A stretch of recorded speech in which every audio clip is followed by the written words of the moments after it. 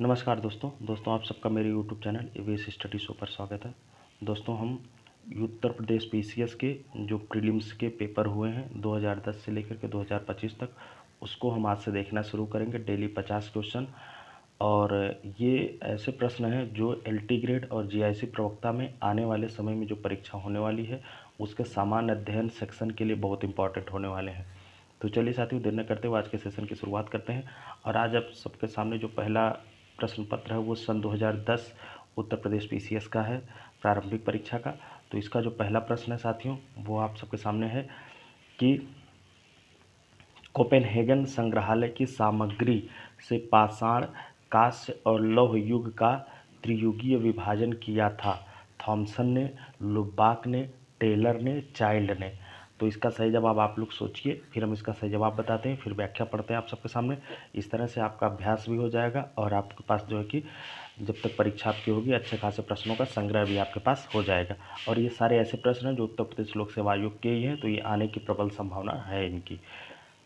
तो इसका जो सही जवाब साथियों वो है थॉमसन। देखिए व्याख्या, देखिए त्रियुगीय प्रणाली इतिहास को समयावधि के आधार पर विभाजित करने की पद्धति है। त्रियुगीय प्रणाली मतलब वही जो पाषाण काल है और उसके बाद कांस्य है और फिर लौह युग है, इनकी बात कर रहा है वो।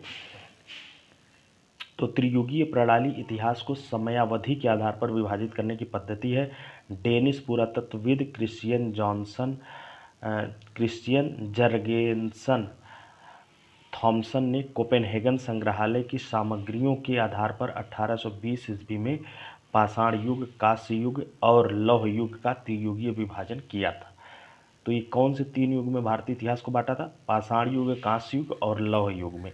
तो ये आधार भी हमको याद रखना है। और किस पुरातत्वविद ने ये काम किया था? वो डेनिश का रहने वाला था, डच था वो, और जिसका नाम था क्रिश्चियन जर्गेनसन थॉमसन। ठीक है, तो इसका सही जवाब ये रहा। अब अगला सवाल आप सबके सामने क्वेश्चन नंबर 2 वो है साथियों कि ऋग्वेद में निम्नांकित किन नदियों का उल्लेख अफगानिस्तान के साथ आर्यों के संबंध का सूचक है? अस्किनी, परुशड़ी, कुंभाकुमु या बिपाशा या शतुद्री? बिपाशा, शतुद्री पूछ रहा है। तो इसका सही जवाब आप लोग अपने मन में बताइए, सोचिए, फिर इसकी हम क्वेश्चन को भी, इसके आंसर को डिस्क्लोज करेंगे और इसकी व्याख्या भी। तो इसका जो सही जवाब साथियों वो है कुंभाकुमु। देख लीजिए व्याख्या, देखिए ऋग्वेद में आर्यों के निवास स्थल के लिए सप्त सैंधव शब्द का प्रयोग किया गया है। तो पहले याद रखना है कि आर्यों के निवास स्थल के लिए ऋग्वेद में कौन से शब्द का प्रयोग हुआ है? वो प्रयोग हुआ है सप्त सैंधव शब्द का। और ये सिंधु, शतुद्री, ये नदियों का नाम भी मिलाने को आता है, तो आप लोग याद रखिएगा।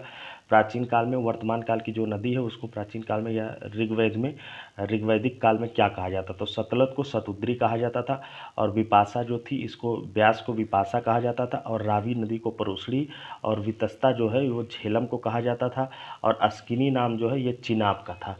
तो इन्हीं 1, 2, 3, 4, 5 इन्हीं नदियों, और 6 जो इसकी सिंधु नदी, और सप्त सैंधव एक सरस्वती भी है जो कि अब विलुप्त है। तो इन्हीं नदियों के जो प्रदेश थे इर्द गिर्द के, इन नदियों के क्षेत्र को सप्त सैंधव प्रदेश कहा जाता था।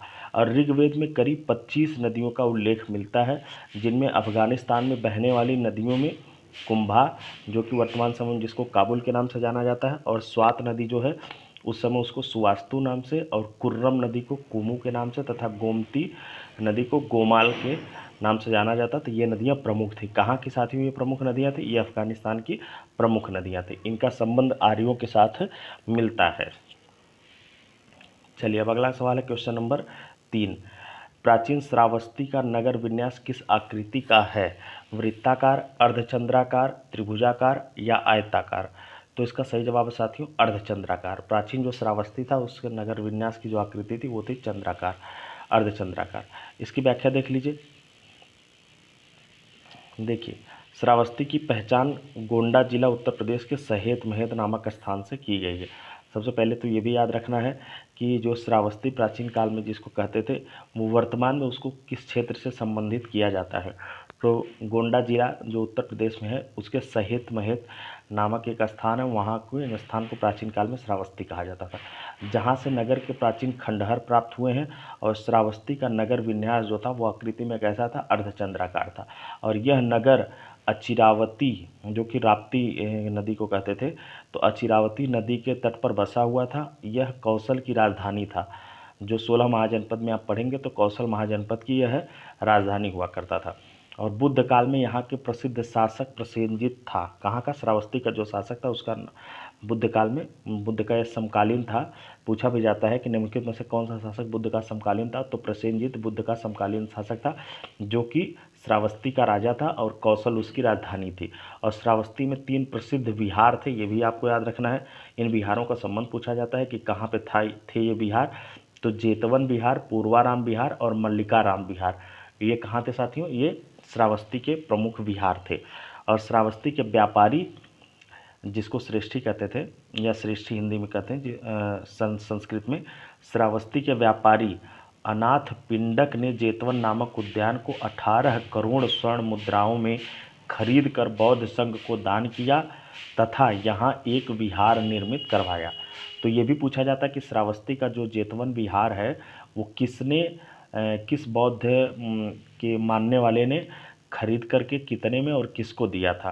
तो अनाथ पिंडक ने खरीदा था। और जेतवन नामक उद्यान जो था इसको 18 करोड़ स्वर्ण मुद्राओं में खरीद करके बौद्ध संघ को दान दिया था और यहाँ पर क्या बनवाया था?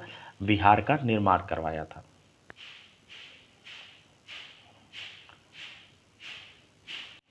चलिए अब अगला क्वेश्चन है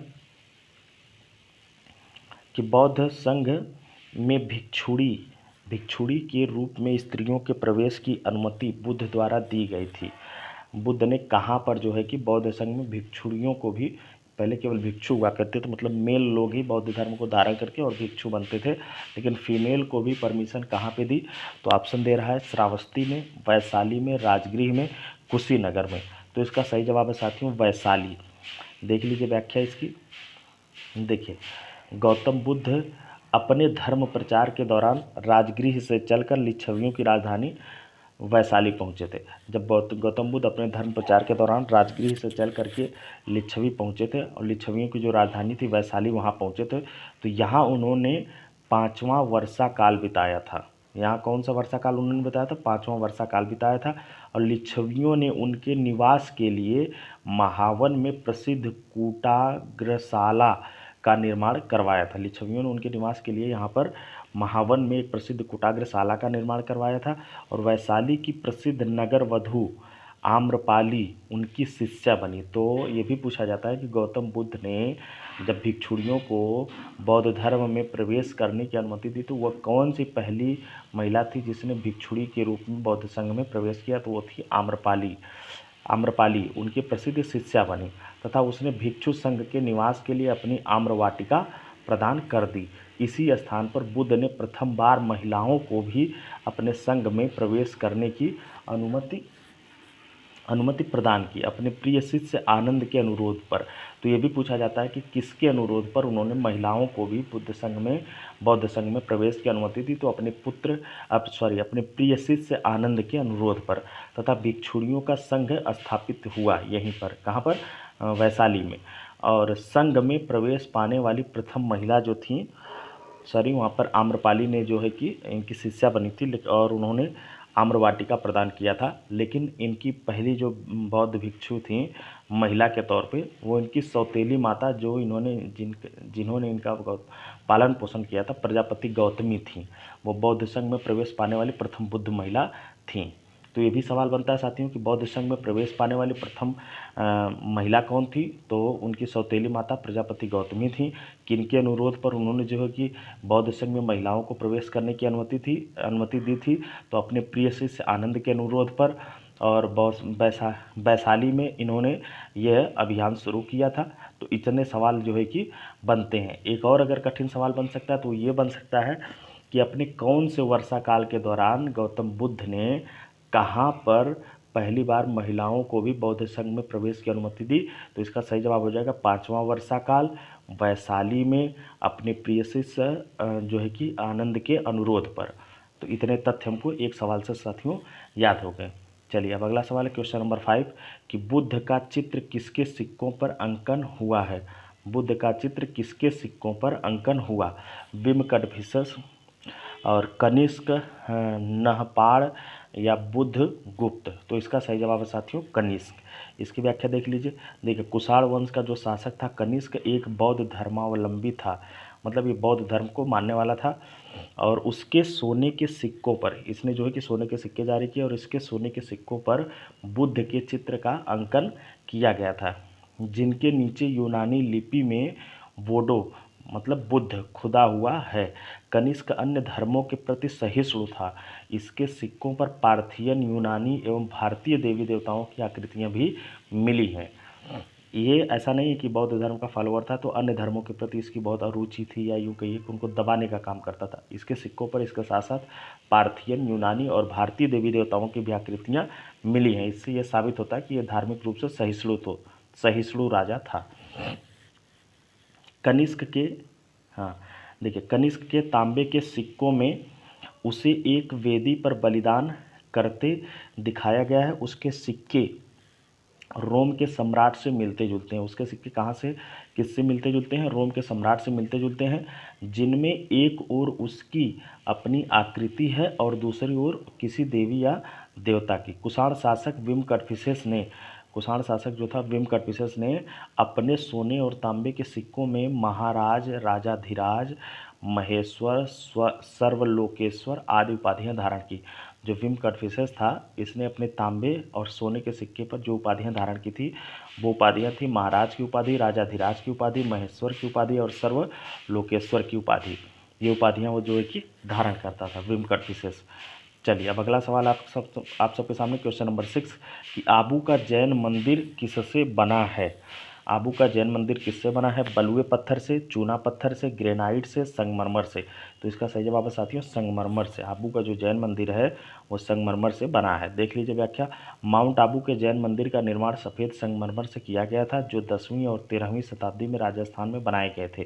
तो इनका समय भी आप याद रखिएगा, 10वीं और 13वीं शताब्दी में ये बने थे, सफ़ेद संगमरमर के बने हैं। ये राजस्थान में है। राजस्थान की जो माउंट आबू पहाड़ी है वहाँ पर है। गुजरात के चालुक्य सोलंकी शासक भीम प्रथम के सामंत विमल ने आबू में दिलवाड़ा के प्रसिद्ध जैन मंदिर का निर्माण करवाया था। तो निर्माण कराने वाले का भी नाम याद रखिएगा। प्रथम शासक था भीम प्रथम के जो सामंत थे जिनका नाम था विमल, इन्होंने जो है कि आबू में दिलवाड़ा के प्रसिद्ध जैन मंदिर का निर्माण करवाया था। यह गुजरात के चालुक्य शासक था। ठीक है, अब चलिए देखिए क्वेश्चन नंबर 7 है कि महान जैन विद्वान हेमचंद्र किसकी सभा को अलंकृत करते थे? अमोघवर्ष, कुमारपाल, जयसिंह सिद्धराज, विद्याधर। तो इसका जो सही जवाब है साथियों, देखिए इसमें से सही जवाब विकल्प थोड़ा सा वो दिया है, लेकिन इसकी व्याख्या हम पढ़ते हैं इसका सही जवाब क्या होगा। देखिए, जैन आचार्य हेमचंद्र का जन्म धंधुका वर्तमान गुजरात में हुआ था। वे एक व्याकरणविद, दार्शनिक तथा इतिहासकार थे। जैन आचार्य हेमचंद्र का जन्म कहाँ हुआ था? वर्तमान गुजरात में धंधुका एक जगह है, वहाँ हुआ था। वे एक व्याकरणविद थे, दार्शनिक तथा इतिहासकार थे। हेमचंद्र ने गुजरात के चालुक्य शासक जयसिंह सिद्धराज तथा कुमारपाल दोनों के दरबारों को सुशोभित किया था। तो वही पूछ रहा है कि हेमचंद्र किसकी सभा को अलंकृत किए थे? तो ये अलंकृत किए थे साथियों ये जयसिंह सिद्धराज और कुमारपाल दोनों की सभा को। तो इसलिए विकल्प में दोनों है, इसलिए इस पर जो है कि इसका उत्तर देना कठिन है। अगर एक का नाम रहता तब हम जो है कि मानते।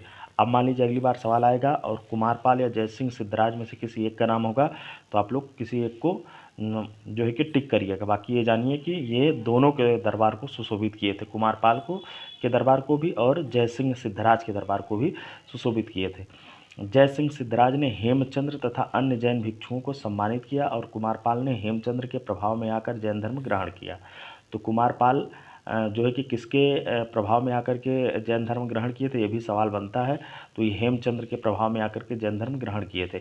हेमचंद्र ने संस्कृत में व्याकरण ग्रंथ सिद्ध हेम शब्दानुशासन की रचना की है। तो ये भी तथ्य याद रखिएगा कि हेमचंद्र ने संस्कृत व्याकरण ग्रंथ किस नाम से रचना की थी? सिद्ध हेम शब्दानुशासन। चलिए, अब क्वेश्चन नंबर 8 है आप सबके सामने कि प्राचीन भारत के साहित्यिक इतिहास में पाणिनि और पतंजलि ख्याति प्राप्त नाम हैं। किस राजवंश के समय वे फले फूले? प्राचीन भारत के साहित्यिक इतिहास में पाणिनि और पतंजलि ख्याति प्राप्त नाम है। किस राजवंश के समय वे फले फूले? काफ़ी अच्छा सवाल बना है साथियों, और ये एलटी ग्रेड और जीआईसी में हूबहू ऐसे सवाल वन लाइनर टाइप के आएंगे, तो ऐसे सवाल हमको आपको बिल्कुल याद रखना है। इसका ऑप्शन देखिए, पुष्य भुक्ति, कुषाण, शुंग या गुप्त। तो इसका सही जवाब है साथियों शुंग। देखिए पतंजलि पुष्यमित्र शुंग के समकालीन थे। पतंजलि जो थे किसके समकालीन थे? पुष्यमित्र शुंग के समकालीन थे। उन्होंने ईसा पूर्व 2री सदी के मध्य में महाभाष्य लिखा। तो इन्होंने महाभाष्य लिखा, ये भी याद रखिएगा। जो उनके पूर्ववर्ती व्याकरण पाणिनि की प्रसिद्ध रचना अष्टाध्यायी की टीका है। तो इन्होंने जो महाभाष्य लिखा था वो किस पर टीका है? वो व्याकरण जो पाणिनि थे उनके अष्टाध्यायी जो रचना थी व्याकरण पे, उसका पर लिखी हुई टीका है महाभाष्य। किसके द्वारा? ये जो है कि पतंजलि के द्वारा। पाणिनि के अष्टाध्यायी से हमें मौर्य काल से पूर्व के भारत की राजनीतिक, सामाजिक व धार्मिक दशा की जानकारी प्राप्त होती है। तो इससे क्या जानकारी प्राप्त होती है पाणिनि के अष्टाध्यायी से? मौर्य काल से पूर्व, कब? मौर्य काल से पहले के भारत की राजनीतिक, सामाजिक और धार्मिक दशा की जानकारी प्राप्त होती है। विशेषज्ञ उन्हें 6वीं 5वीं शताब्दी ईसा पूर्व का मानते हैं, लेकिन सामान्यतः पाणिनि को शुंग वंश से जोड़ा जाता है। चलिए अब क्वेश्चन नंबर 9 है। प्रथम गुप्त शासक जिसने परम भागवत की उपाधि धारण की वह था चंद्रगुप्त प्रथम, समुद्रगुप्त, चंद्रगुप्त द्वितीय, श्रीगुप्त। तो इसका सही जवाब है साथियों चंद्रगुप्त द्वितीय। देख लीजिए व्याख्या। देखिए गुप्तकालीन सम्राट चंद्रगुप्त द्वितीय को चंद्रगुप्त विक्रमादित्य के नाम से भी जाना जाता है। तो पूछा परम भागवत की उपाधि, लेकिन देखिए चंद्रगुप्त विक्रमादित्य के नाम से जाना जाता है चंद्रगुप्त द्वितीय को। चंद्रगुप्त द्वितीय ने परम भागवत की उपाधि धारण की थी। व्यक्तिगत रूप से चंद्रगुप्त द्वितीय वैष्णव धर्म से संबंधित था। चंद्रगुप्त द्वितीय के सिक्कों पर विष्णु के वाहन गरुड़ की प्रतिमा अंकित है। चंद्रगुप्त द्वितीय ने विष्णुपद नामक पर्वत के ऊपर विष्णु ध्वज की स्थापना की थी। चलिए अब अगला सवाल है क्वेश्चन नंबर 10 कि यापनीय किसका एक संप्रदाय था? बौद्ध धर्म का, शैव धर्म का, या जैन धर्म का, या वैष्णव धर्म का? तो इसका सही जवाब है साथियों जैन धर्म का। यापनीय किसका संप्रदाय था? जैन धर्म का। देखिए यापनीय संप्रदाय का संबंध जैन धर्म से था। यापनीय संप्रदाय का उद्भव दिगंबर संप्रदाय से माना जाता है। किससे? दिगंबर और श्वेतांबर, ये जो है कि जैन धर्म इनमें बट गया था, तो दिगंबर संप्रदाय से यह संबंधित है यापनीय संप्रदाय। और दक्षिण पश्चिम कर्नाटक के तुलुव क्षेत्र में पाए गए शिलालेख में यापनियों का उल्लेख मिलता है। अब देखिए अगला सवाल है क्वेश्चन नंबर 11 गीत गोविंद का रचयिता कौन था? धोई, गोवर्धनाचार्य, जयदेव या लक्ष्मण सेन? तो इसका सही जवाब है साथियों जयदेव। गीत गोविंद के रचनाकार कौन है? जयदेव है। इसकी व्याख्या देख लीजिए। गीत गोविंद की रचना 12वीं शताब्दी में जयदेव ने की थी, जिसका विषय राधा के प्रति प्रेम और सौंदर्य एवं यौवन के उद्दाम प्रसंगों का वर्णन करना है। साथ ही गीत गोविंद गेय परंपरा की अद्भुत उपलब्धि रहा है। और जयदेव बंगाल शासक लक्ष्मण सेन का दरबारी कवि था। तो जयदेव कौन थे? ये बंगाल शासक जो था लक्ष्मण सेन, उसके दरबारी कवि थे, और इन्होंने गीत गोविंद की रचना की थी। चलिए अब अगला सवाल है क्वेश्चन नंबर 12। देखिए ये पूछा है कि सही युग्म को चुनिए। इनमें से कोई एक ही युग्म है जो सही है, उसको हमको आपको चुनना है कि वो कौन सा है। देखिए एलोरा कंदराएँ शासकों से संबंधित है, महाबलीपुरम राष्ट्रकूट शासकों से, मीनाक्षी मंदिर पल्लव, या खजुराहो के मंदिर जो हैं वो चंदेल शासकों से। तो इसका जो सही जवाब है साथियों ये ऑप्शन डी सही है, खजुराहो और चंदेल ये सही है, बाकी जो है कि सही नहीं है। इसकी व्याख्या देख लीजिए बाकियों का क्या है। देखिए खजुराहो के विश्वविख्यात मंदिर का निर्माण चंदेल शासक धंगदेव ने करवाया था। तो चंदेलों में भी किसने करवाया था? चंदेल शासक धंगदेव ने करवाया था।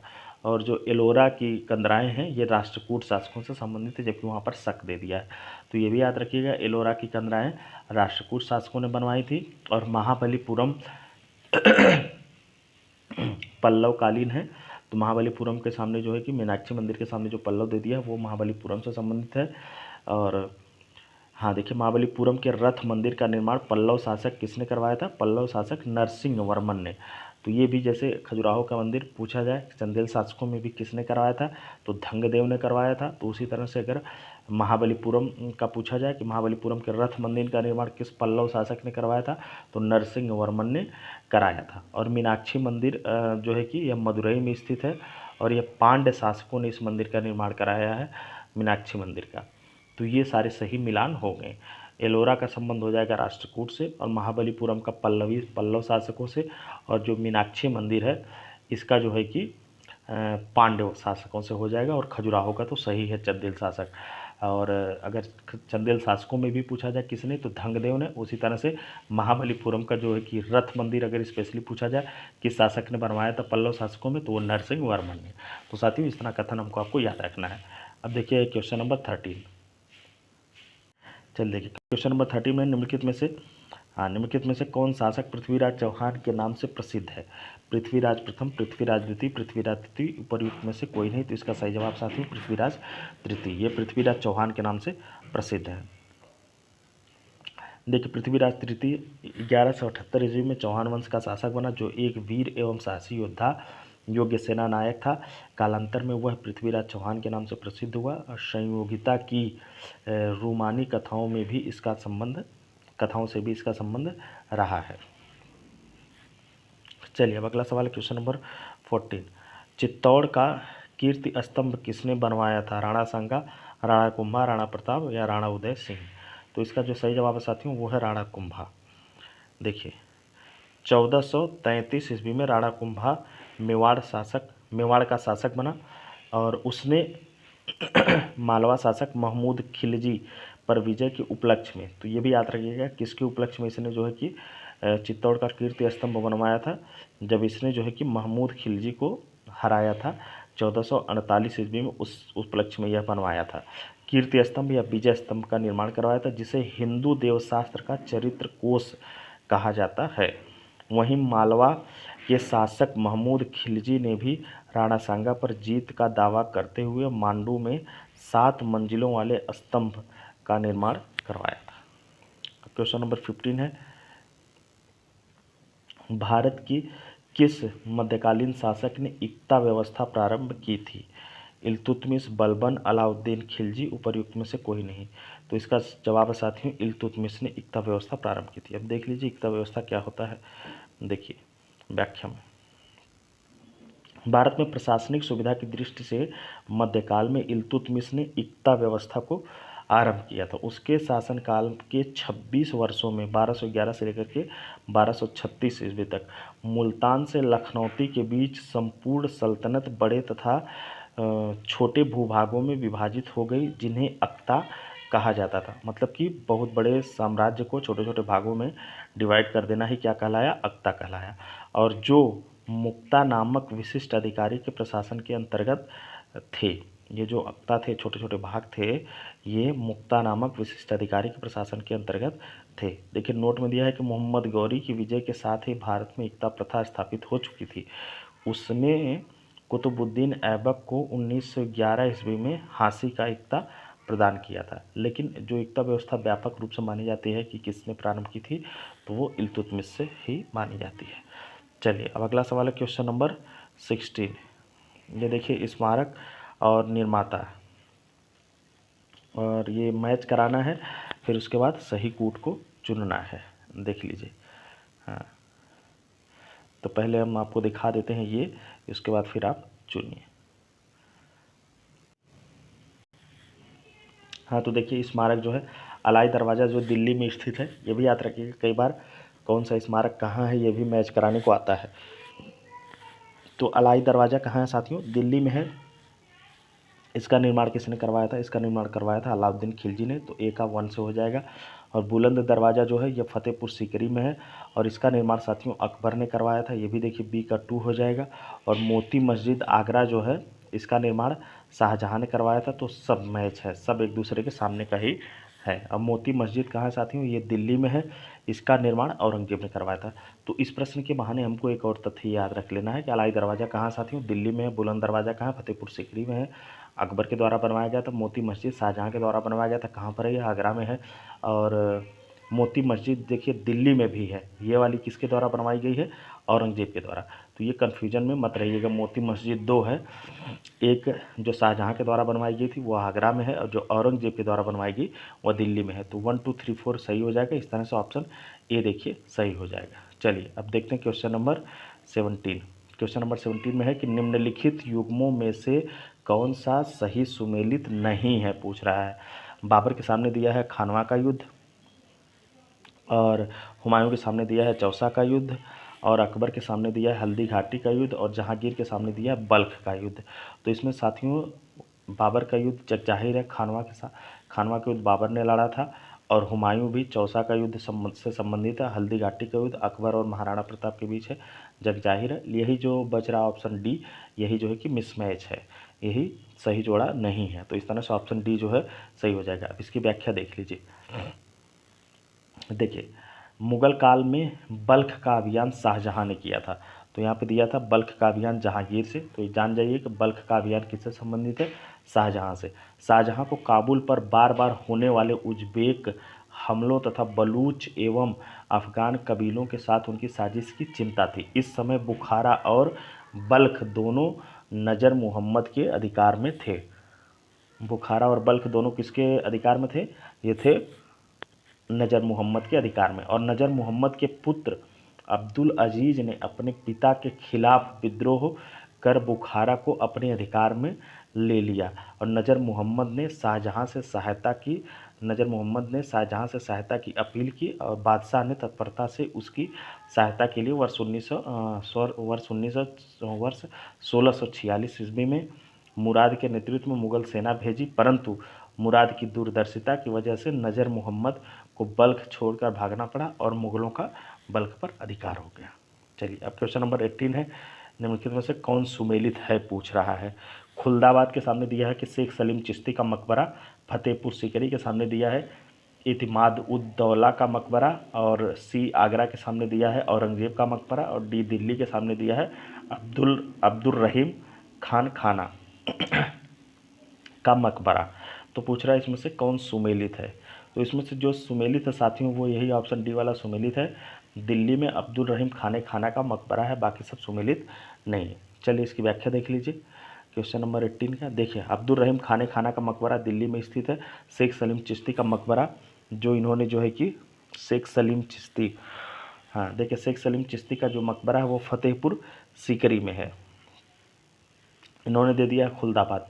तो इस तरह से शेख सलीम चिश्ती का मकबरा याद रखिएगा कहाँ है, फतेहपुर सीकरी में है, और अकबर के द्वारा बनवाया गया था।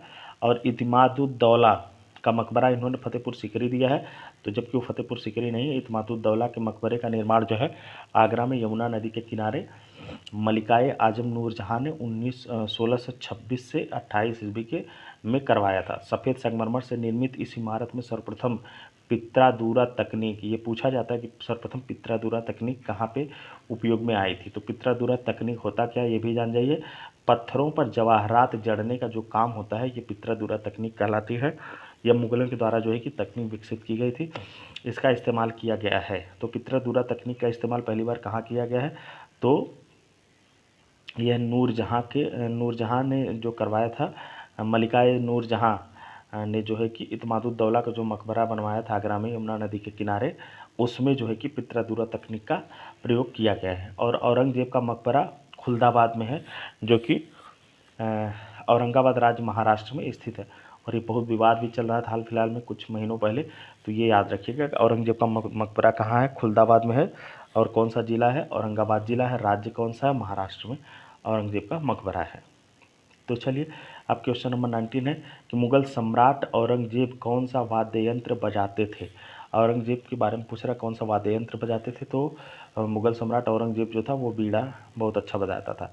औरंगजेब ने अपने दरबार से गायन को बंद करा दिया था, लेकिन वाद्य यंत्रों के वादनों को नहीं। औरंगजेब एक कुशल बीड़ा वादक था। औरंगजेब के शासनकाल में भारतीय शास्त्रीय संगीत पर फारसी में सबसे अधिक पुस्तकों की रचना की गई है। अब क्वेश्चन नंबर 20 है, दिया है कि 19वीं सदी के कृषक विद्रोहों को उनसे संबद्ध क्षेत्रों के साथ सुमेलित कीजिए। कुकी विद्रोह, कूका विद्रोह, पाबना विद्रोह और बिरसा मुंडा विद्रोह। और जो राज्य दिया है वो दिया है पंजाब, बंगाल, बिहार और त्रिपुरा। तो इसका जानिए साथियों। देखिए जो कुकी विद्रोह है, कुकी विद्रोह का संबंध कहाँ से है? त्रिपुरा से है। तो हो जाएगा ए का 4।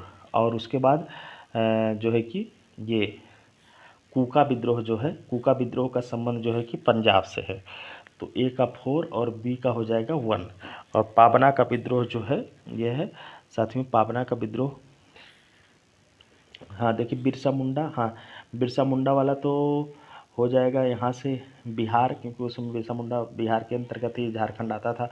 तो बिरसा मुंडा का बिहार से हो जाएगा। और बच्चे का पाबना का विद्रोह तो ये बंगाल से है। चलिए तो इस तरह से आप लोग जब मैच कराएंगे तो सही विकल्प हो जाएगा ऑप्शन डी। देखिए 1 का 4, बी का 1 और सी का 2। सी पाबना का जो है कि 2 हो जाएगा बंगाल। और उसके बाद बिरसा मुंडा का जो है कि डी का 3। अब देख लीजिए इसकी व्याख्या, देख लीजिए कुकी विद्रोह का संबंध त्रिपुरा से है। वर्तमान में कुकी जनजातियां भारत में मणिपुर, असम, नागालैंड, मेघालय, त्रिपुरा आदि राज्यों में पाई जाती हैं। ये साथियों का जिसका ज्योग्राफी सब्जेक्ट होगा तो इसी समय वो तैयार कर ले, क्योंकि जनजातियां चैप्टर भारत और विश्व दोनों के भूगोल में है। तो वर्तमान में जो कुकी जनजातियां हैं ये कहाँ कहाँ पाई जाती हैं? मणिपुर, असम, नागालैंड, मेघालय, त्रिपुरा इन राज्यों में पाई जाती हैं। और कूका विद्रोह कहाँ आरंभ हुआ था? कूका विद्रोह साथियों पंजाब में आरंभ हुआ था। और 1863 ईस्वी में राम सिंह कूका के नेतृत्व में इस विद्रोह ने जोर पकड़ा था। कब? 1863 में। तो नेतृत्व करता अगर कभी पूछा जाए तो कुकी विद्रोह का हाँ कूका विद्रोह का तो वो राम सिंह कूका हो जाएंगे, जो कि पंजाब में यह विद्रोह हुआ था। पाबना विद्रोह जो था यह 1873 से 76 के बीच में हुआ था। बंगाल में जमींदारों के शोषणकारी रवैये के विरुद्ध यह विद्रोह चला था। और पाबना विद्रोह के मुख्य नेता जो थे उनका नाम था ईशान चंद्र राय, केशव चंद्र राय तथा शंभूनाथ पाल। ये लोग जो है कि नेतृत्व करता थे इस विद्रोह की। और बिरसा मुंडा विद्रोह छोटा नागपुर पठार वर्तमान झारखंड में स्थित है, जो कि पूर्व में बिहार का भाग था। 2000 में जो है कि बिहार से झारखंड अलग हो गया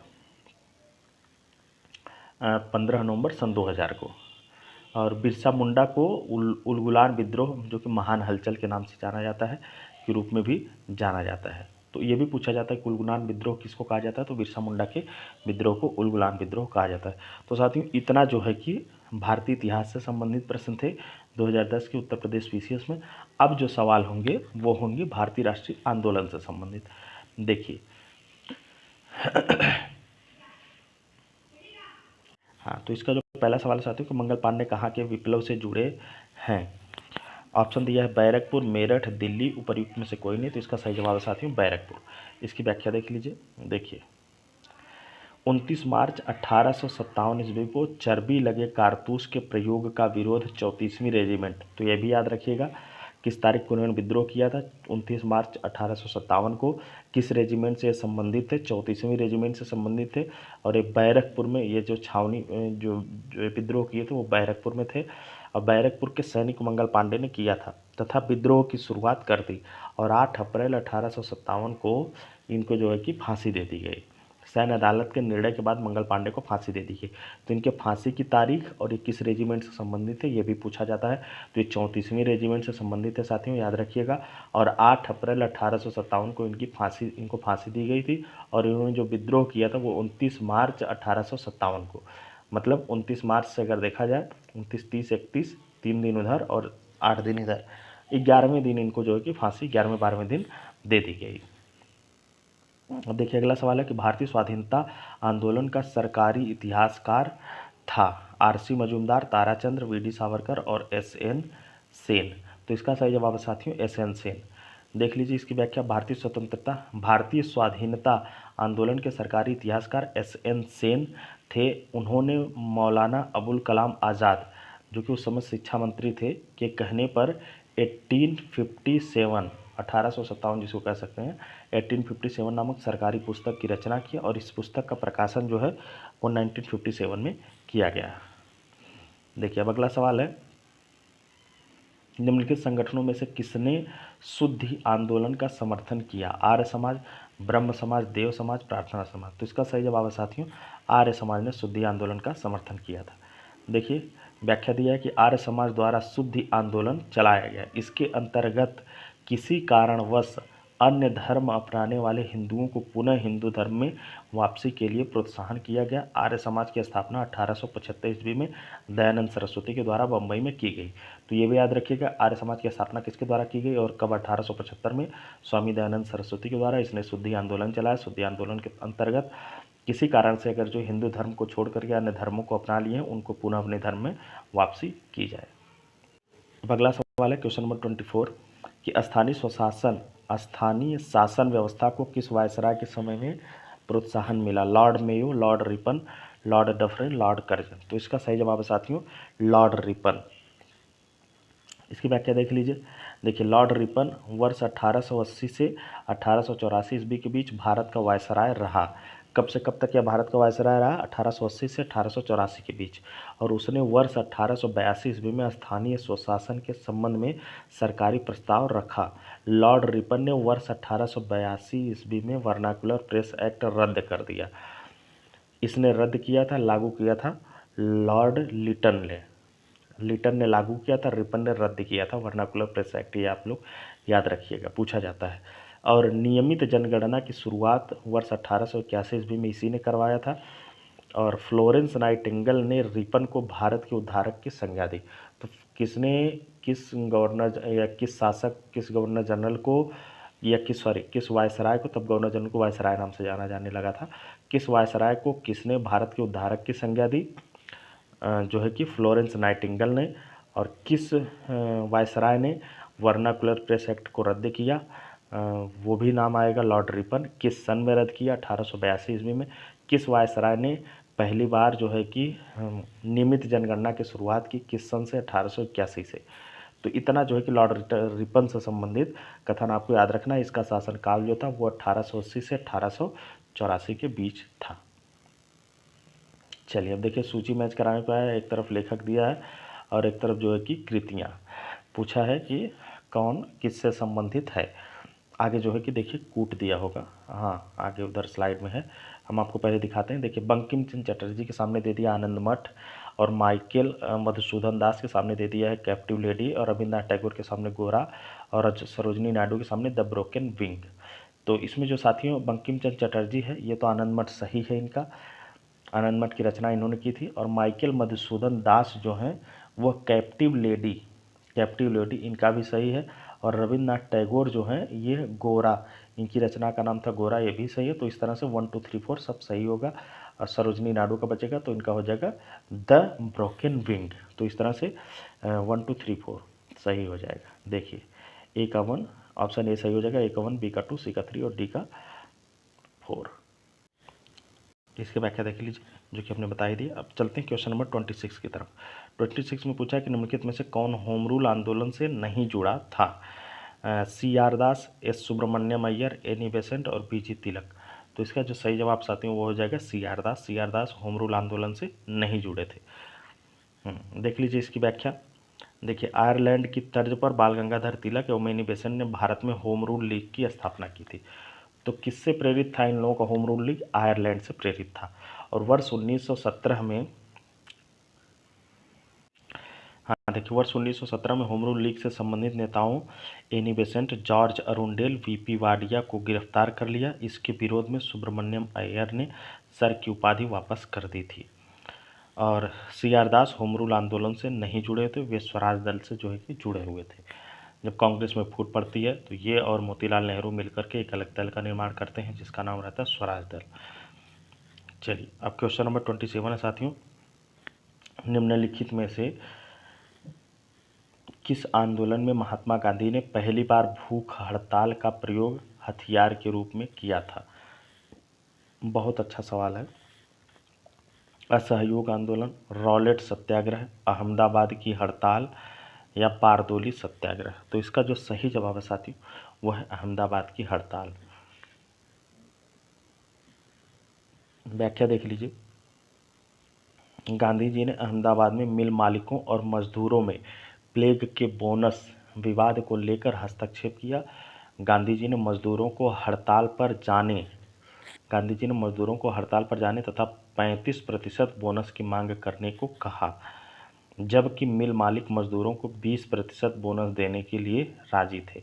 गांधी जी ने मजदूरों को सलाह दी कि ये शांतिपूर्ण एवं अहिंसक ढंग से अपनी हड़ताल जारी रखें। गांधी जी ने मजदूरों के समर्थन में भूख हड़ताल प्रारंभ करने का फैसला किया। अम्बालाल साराभाई की बहन अनुसुईया पेन ने इस संघर्ष में गांधी जी को सक्रिय योगदान प्रदान किया और गांधी जी के अनशन पर बैठने से मजबूर होकर मिल मालिक समझौता करने को तैयार हो गए। अब क्वेश्चन नंबर 28 है कि निम्नलिखित में से किसने कहा था विदेशी वस्त्रों की बर्बादी ही उनके साथ सर्वोत्तम व्यवहार है? रविंद्रनाथ टैगोर, महात्मा गांधी, चित्तरंजन दास या सुभाष चंद्र बोस? तो इसका सही जवाब है साथियों महात्मा गांधी। इसकी व्याख्या देख लीजिए। देखिए, विदेशी वस्त्रों की बर्बादी ही उनके साथ सर्वोत्तम व्यवहार है, यह कथन महात्मा गांधी जी का है। अब कथन में क्या ज़्यादा व्याख्या होगी, तो इसलिए इसकी व्याख्या बहुत सीमित है। अब देखिए क्वेश्चन नंबर 28 के बाद आ जाते हैं 29 पर। क्वेश्चन नंबर 29 देख लीजिए, निम्नलिखित में से किसने असहयोग आंदोलन को समर्थन दिया परंतु इसका परिणाम नहीं देख सके? असहयोग आंदोलन को तो समर्थन दिए बट उसका परिणाम नहीं देख सके। विकल्प में दिया बाल गंगाधर तिलक, लाला लाजपत राय, मोतीलाल नेहरू, चित्तरंजन दास। तो इसका सही जवाब साथियों बाल गंगाधर तिलक होगा, क्योंकि जिस दिन से असहयोग आंदोलन की शुरुआत माना जाता है उसी दिन इनकी जो है कि मृत्यु हो गई थी।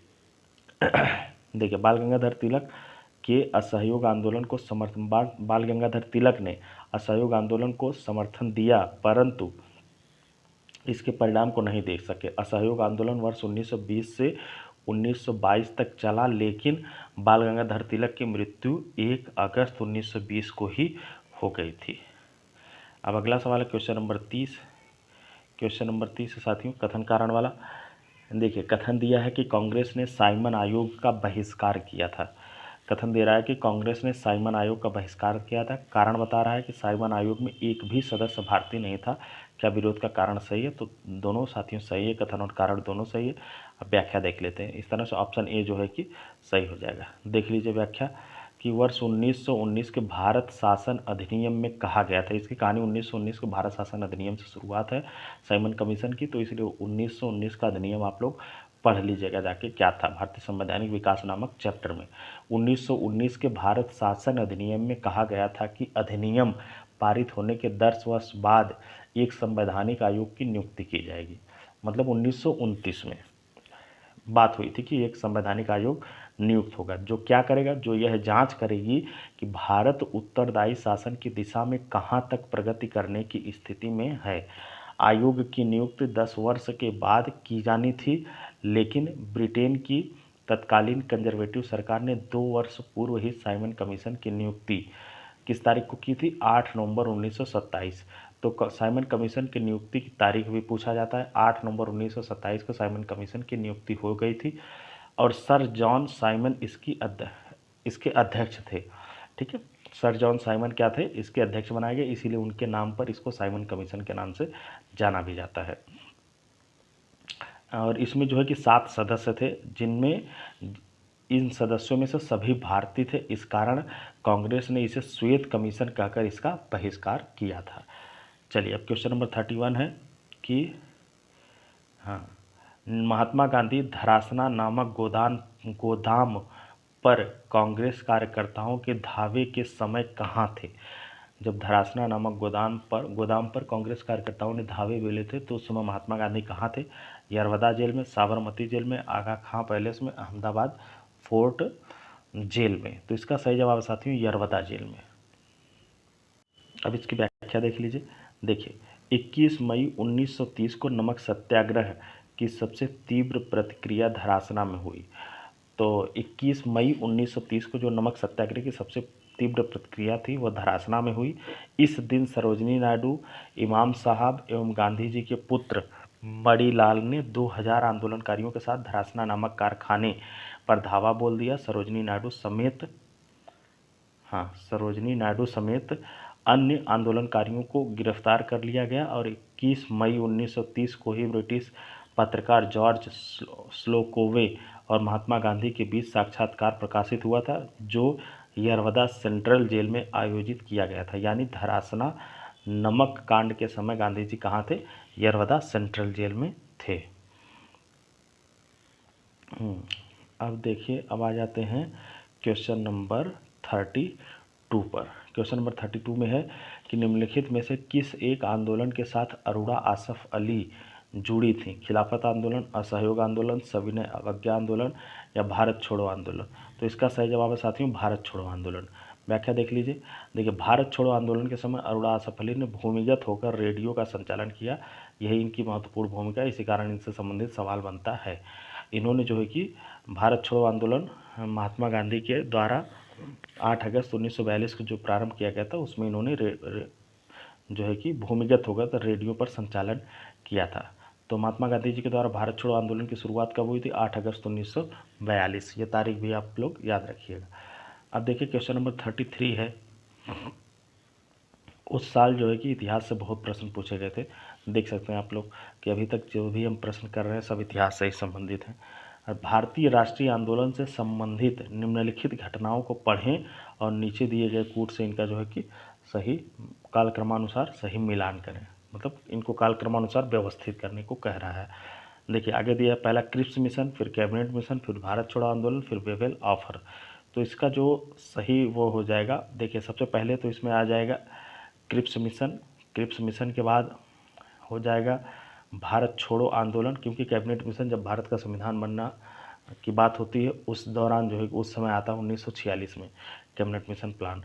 और उसके बाद है साथियों तब हाँ, तो क्रिप्स मिशन के बाद भारत छोड़ो आंदोलन, भारत छोड़ो आंदोलन के बाद वेवेल ऑफर है, वेवेल ऑफर के बाद तब जा कर के हाँ कैबिनेट मिशन, क्रिप्स मिशन के बाद भारत छोड़ो आंदोलन, भारत छोड़ो आंदोलन के बाद है कैबिनेट मिशन,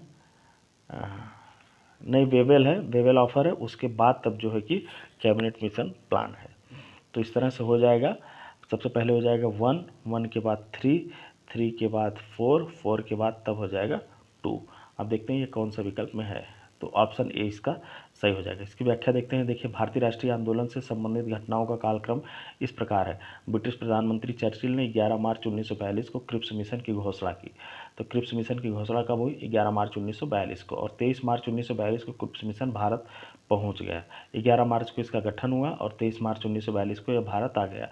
और 8 अगस्त 1942 को उसके जस्ट बाद अखिल भारतीय कांग्रेस कमेटी की बैठक हुई और ग्वालियर टैंक मैदान में, जो कि बम्बई में है, भारत छोड़ो आंदोलन का प्रस्ताव यहाँ पर पारित किया गया। और 9 अगस्त 1942 को गांधी जी तथा कांग्रेस के मुख्य नेताओं को ऑपरेशन जीरो आवर के तहत गिरफ्तार कर लिया गया। तो अगर ये कभी पूछा जाएगा ऑपरेशन जीरो आवर नामक घटना किस आंदोलन से संबंधित है, तो भारत छोड़ो आंदोलन से संबंधित है। उसके बाद देखिए 14 जून 1945 को लॉर्ड वेवेल के द्वारा जो है कि वेवेल योजना प्रस्तुत की गई। उसके बाद जो है कि लेबर पार्टी के नवनिर्वाचित नेता एटली ने भारतीय नेताओं से अनौपचारिक स्तर पर बात करने के लिए एक संसदीय दल, जिसको कैबिनेट मिशन कहते हैं, को भारत भेजने का निर्णय लिया। और 24 मार्च 1946 को कैबिनेट मिशन भारत आया। तो कैबिनेट मिशन के भारत आने की जो तिथि है वह 24 मार्च 1946।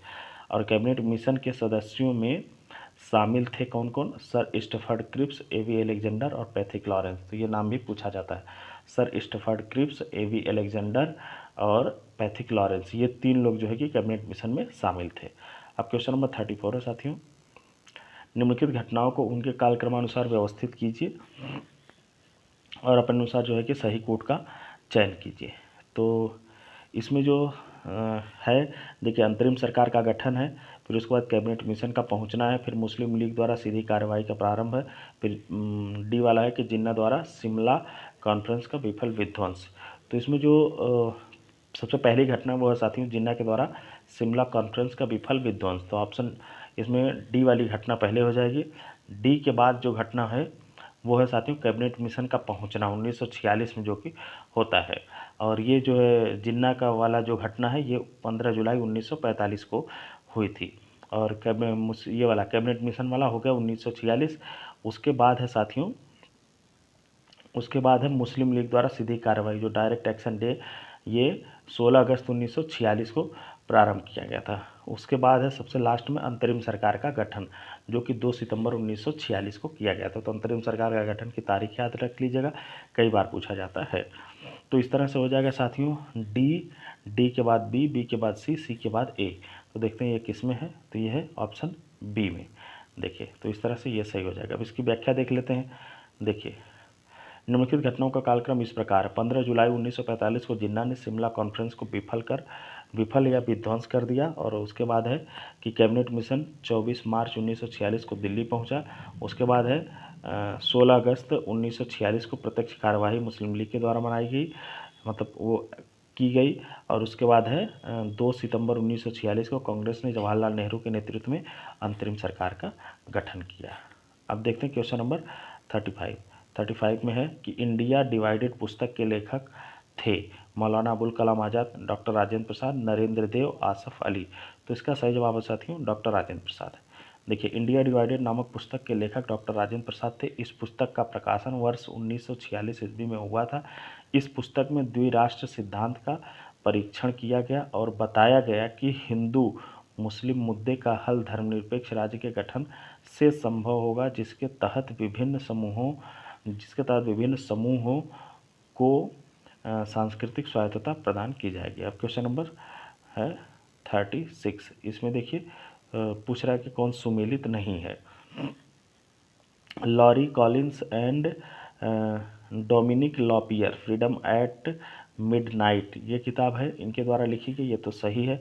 दुर्गादास के द्वारा जो किताब लिखी गई है, पूछा है कि India from Curzon to Nehru and after, ये भी सही है साथियों, ये भी इन्हीं के द्वारा लिखी गई किताब है। उसके बाद है K Aziz, The Man Who Divided India. और ऑप्शन डी है मौलाना अबुल कलाम आज़ाद। हाँ, मौलाना अबुल कलाम आज़ाद इनके सामने दिए इंडिया विंस फ्रीडम। तो इसमें साथियों जो मिसमैच जोड़ी है वो है ऑप्शन सी के अजीज, जो कि इनके सामने दिया है the man Who Divided India. अब देखते हैं इनकी किताब का नाम क्या है, व्याख्या, और बाकी तो सब सही है। देखिए, the man Who Divided India के लेखक रफ़ीक जकारिया हैं, जबकि दे दिया है नाम के अजीज़ का। तो the man Who Divided India के बुक के लेखक जो हैं वो हैं रफ़ीक जकारिया। रफ़ीक जकारिया द्वारा रचित अन्य जो पुस्तकें हैं उनमें है मोहम्मद और कुरान, विभाजन की कीमत, रजिया भारत की रानी। ये सब जो है कि इनके द्वारा लिखित प्रमुख और किताबें हैं। अब ये रहा साथियों इतना जो है कि भारत के इतिहास और भारतीय राष्ट्रीय आंदोलन से संबंधित सवाल 2010 की उत्तर प्रदेश की प्रारंभिक परीक्षा पीसीएस की प्रारंभिक परीक्षा में, जो कि 36 प्रश्न थे। तो अब इतना ही रहने देते हैं, वरना वीडियो काफ़ी लंबा हो जाएगा। और बाकी की जो आगे के सवाल हैं जो अन्य सब्जेक्टों से संबंधित है उनको अगले वीडियो में हम कवर करेंगे। चलिए साथियों, तो फिर अगर आप लोगों को ये पहल अच्छी लगे तो आप लोग चैनल को सब्सक्राइब करिए और वीडियो को लाइक करिए और हमें इसी तरह से प्रोत्साहित करते रहिए। धन्यवाद।